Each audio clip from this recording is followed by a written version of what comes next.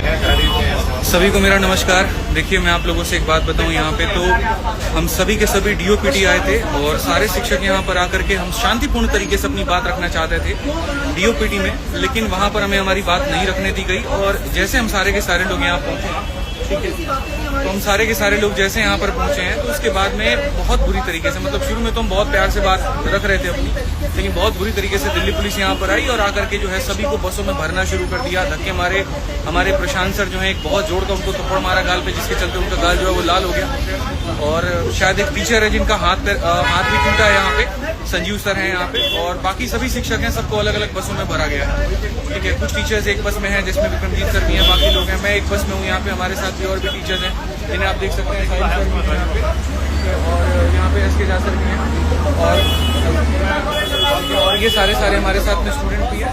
देखो, मेरा सवाल है ना सरकार से सिर्फ इतना सा है कि यार आप इस बात को समझो। आप या तो ये कह दो कि हम भर्ती नहीं निकालेंगे, ठीक है, तो एक बच्चा होप छोड़ देगा, नहीं करेगा तैयारी हो।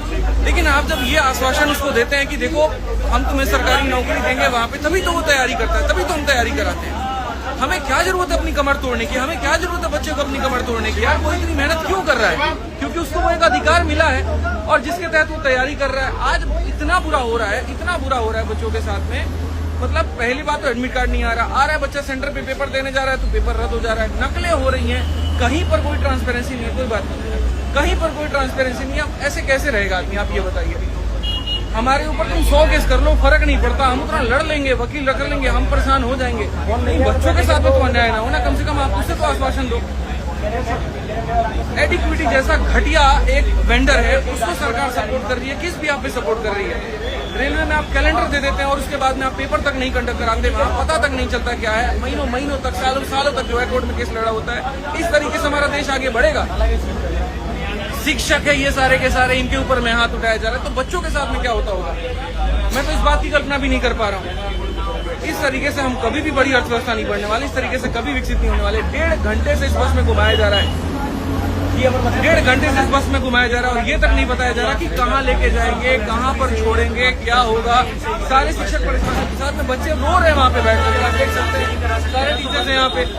नहीं करा सकते, दम नहीं है तुम्हारे अंदर में तो बंद कर दो, बंद कर दो, बात खत्म यहाँ पे कि हाँ भाई हम सरकारी भर्ती निकालेंगे नहीं। ये तानाशाह सरकार ऐसे काम कर रही है ना, इसका खत्म होना बहुत जरूरी है।